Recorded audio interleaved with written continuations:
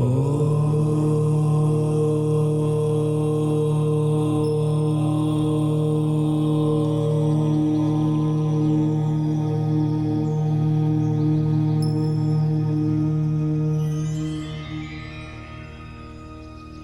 Friends, welcome to वैदिक ओरी YouTube channel.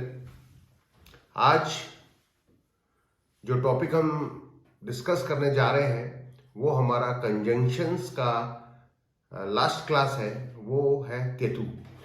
तो आज मैं केतु के बारे में आपको विस्तार से जानकारी दूंगा कि ये डिफरेंट हाउसेस में अगर इनकी युति बनती है, इनका कंजंक्शंस होता है, ये क्या रोल प्ले करता है।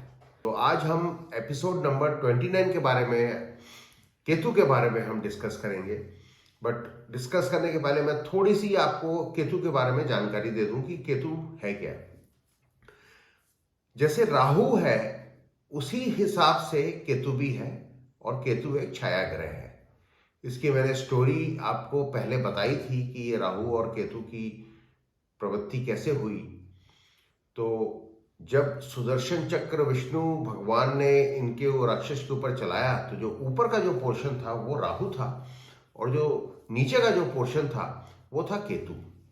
तो आप बोल सकते हैं कि केतु जो है उसका ब्रेन नहीं होता, तो और राहु जो है ऊपर का पोर्शन है वो ब्रेन होता है उसका। तो केतु का ब्रेन नहीं होता है, और एक छाया ग्रह है, और ये एक जो एलिमेंट इसका है ये फायरली एलिमेंट होता है। तो केतु की जब भी दशा आपके पास चलेगी, आप एक बात मान के चलिए कि उस बंदे को या बंदी को बहुत ज्यादा गुस्सा आएगा। क्योंकि जब सुदर्शन चक्र चला और भगवान विष्णु ने जब चलाया, और जब दोनों का एक राहु बन गया एक केतु बन गया, तो उनके बाजू में जो दो खड़े थे प्लैनेट्स थे, वो था सूर्य और चंद्र भगवान। इसी वजह से जब ये केतु का कंजंक्शन सूर्य और चंद्र के साथ होता है तो वो होता है ग्रहण योग। आपकी कुंडली या दूसरे की कुंडली में अगर आप देखेंगे केतु का अगर कंजंक्शन सूर्य और चंद्र के साथ है तो उसको अपन ग्रहण योग बोलते हैं। तो बाकी हम आगे डिस्कस करेंगे। तो आज केतु के बारे में, कंजंक्शंस केतु डिफरेंट हाउसेस में क्या रोल प्ले करेगा उसको मैं विस्तार से बताऊंगा। Please share the screen. हाँ भाई और बहनों, पहला जो ग्रह है, अगर केतु और बुध की युति एक साथ हो, ये बात तो फिर वहीं आती है कि डिफरेंट हाउसेस का इफेक्ट डिफरेंट होगा। बट एक जनरल आज हम कर रहे हैं, ये जो केतु और बुध की युति ये हो सकता है कि 12 हाउसेस में किसी भी हाउस में हो सकती है। बट एक जनरल वे में अगर ये केतु और बुध की युति होती है तो ऐसी स्थिति में मैंने यहाँ दर्शाया है, इफ बेनिफिक, अगर वो बेनिफिक है वो हाउस केतु के लिए, देन लॉजिक इंटेलिजेंस। तो ऐसे बंदे जो होते हैं उन पे काफी लॉजिकल बात करते हैं और काफी इंटेलिजेंट बात करते हैं। उनकी इंटेलिजेंस में भी एक लॉजिक होता है। और आप ये भी बोल सकते हो कि ऐसे बंदे they are the good astrologer, बहुत अच्छे एस्ट्रोलॉजर बनते हैं। केतु के बारे में मैं थोड़ा सा और आपको एक बता दूं। वैसे तो ये बहुत बेनिफिक प्लैनेट है, बट वैदिक एस्ट्रोलॉजी में अगर कोई बहुत बेनिफिक उसमें अगर आपके उसमें अगर आएगा तो इसको आप बहुत ही बेनिफिक प्लैनेट भी बोल सकते हो। मैं तो इसको आता ये मेलेफिक है, मगर मेरे हिसाब से केतु जो है बहुत ही बेनिफिक प्लैनेट है, क्योंकि केतु ही मोक्ष का कारक होता है। और अगर केतु जो होता है, अगर ये आपका स्ट्रांग हो तो आप ये मान के चलिए कि आपके लाइफ में स्पिरिचुअलिटी ये भरी हुई होगी। उसी हिसाब से मैंने जो बताया है, एक जो बंदे होते हैं he can be a good astrologer, और बहुत अच्छे मैथमेटिशियंस ये होते हैं, क्योंकि बुद्ध बुद्धि है, उसी हिसाब से बहुत अच्छे मैथमेटिशियंस भी होते हैं। And if under the malefic aspect, then your words hurt them. अगर ये एक मैलेफिक एस्पेक्ट्स में आता है और किसी हाउसेस में आता है तो आपकी वाणी से ये दूसरों को बहुत हर्ट करता है। उस हिसाब से अगर केतु और शुक्र को हम लें, ये जो योग है ये इज गुड फॉर ध्यान, स्पिरिचुअलिटी, आपकी जो स्पिरिचुअल प्रोग्रेस है उसके लिए ये बहुत अच्छा है। अगर आप अपने ध्यान में मेडिटेशन में अगर जाते हैं तो काफी ऊंचे लेवल तक आदमी इस मेडिटेशन और ध्यान में जाएगा। बट इसमें क्या है, द फ्रस्ट्रेटेड लव अफेयर, इसमें क्या होता है कि आपके जो लव अफेयर अगर आपके कभी हुए हो या होने वाले हो, उसमें फ्रस्ट्रेशन आती है and it is not good for the marital happiness.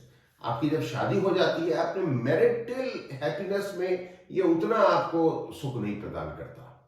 उस हिसाब से केतु और मंगल, अब केतु भी फायर, ये भी फायर, क्या होगा, not good and it is overdose of the fire. दो फायर प्लैनेट अगर आपस में मिल गए, फायर का ही ओवरडोज हो जाएगा। होगा क्या उससे, आपके इस महादशा में आपके एक्सीडेंट्स होंगे, बहुत सारे आपके कोर्ट केसेस होंगे, लिटिगेशन में आपको पढ़ना पड़ेगा। तो उसी हिसाब से ये केतु और मंगल की युति से ये हो। उस हिसाब से केतु और गुरु, केतु और गुरु की युति को मैं एक अच्छी युति बोलूंगा। वो तब बोलूंगा कि जब गुरु की स्थिति आपके कुंडली में बहुत अच्छी हो और डिग्री वाइज गुरु जो है बहुत उसमें, गुरु की डिग्री उसमें आपकी कुंडली में अच्छी हो। It is good for some peoples only if the Jupiter is powerful. अगर जुपिटर आपकी कुंडली में पावरफुल है तो आप एक बात मान के चलिए, और केतु के साथ आपकी जो सक्सेस स्टोरी है वो 4 या 5 गुना बढ़ जाएगी। बहुत अच्छा रिजल्ट देगा, आपको राजा बना देगा ये केतु और गुरु। और ऐसे बंदे जो होते हैं they are very religious person, क्योंकि गुरु तो वैसे ही बृहस्पति जो है गुरु है, और केतु अगर वो मिल जाए, ये भी एक स्पिरिचुअलिटी का वो है, तो ये बहुत रिलीजियस बंदे होते हैं, ऐसे very religious person. Luck is limited and struggle in life, but उनकी जो लक होती है, अगर ये ठीक नहीं हुआ आपकी कुंडली में, आपका ये गलत स्थान में बैठा हुआ है या गुरु का प्लेसमेंट ठीक नहीं है, तो लक जो होती है वो इफेक्ट हो जाती है और लाइफ में बहुत स्ट्रगल आता है। उस हिसाब से केतु और Shani is not good combination, ये बहुत खराब कॉम्बिनेशन आप इसको बोल सकते हैं। ऐसी युति के साथ आप ये बात बोल सकते हैं कि आपकी जिंदगी में बड़ी hardship, struggle, sorrow, frustration, depression, delay, ये कितनी सारी चीजें आप देखिए। अगर ये आप इसमें मैंने जो लिखा है इसमें, तो ये सारी चीजें आपकी जिंदगी में घटेंगी, तो it is not a good combination. अब केतु और सूर्य, मैंने आपको से बोला था ये तो ग्रहण योग है, क्योंकि सूर्य ने और चंद्र ने, ये जो दोनों है सूर्य और चंद्र ने, इन्होंने ही इसकी चुगली विष्णु के साथ की थी, और तभी विष्णु भगवान ने सुदर्शन चक्र चलाया था, तो ये ग्रहण योग बना देता है।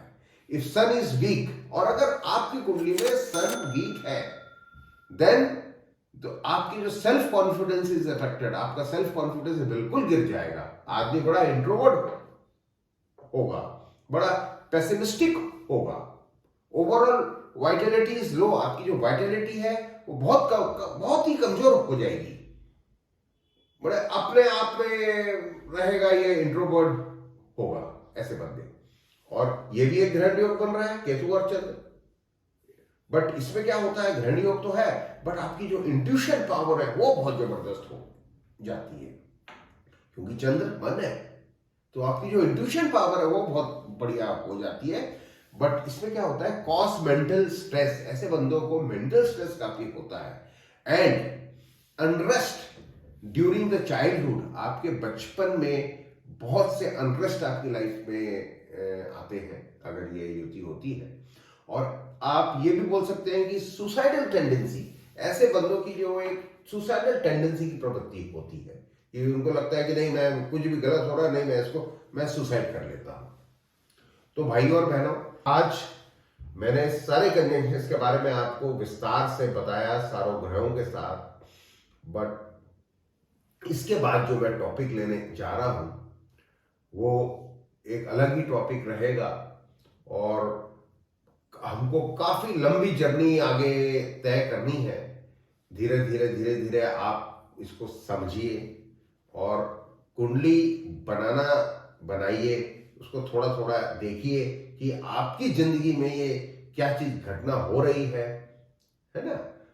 और हम अपनी आगे की जो क्लासेस हैं उसमें अलग टॉपिक लेंगे, अलग अलग तरीके के टॉपिक लेंगे। उसमें हम वैदिक एस्ट्रोलॉजी, नाड़ी एस्ट्रोलॉजी, न्यूमरोलॉजी, नेम थ्योरी, काफी कुछ हम उसमें मैं आपको आगे जानकारी दूंगा। तो आज के लिए इतना ही। बहुत बहुत धन्यवाद।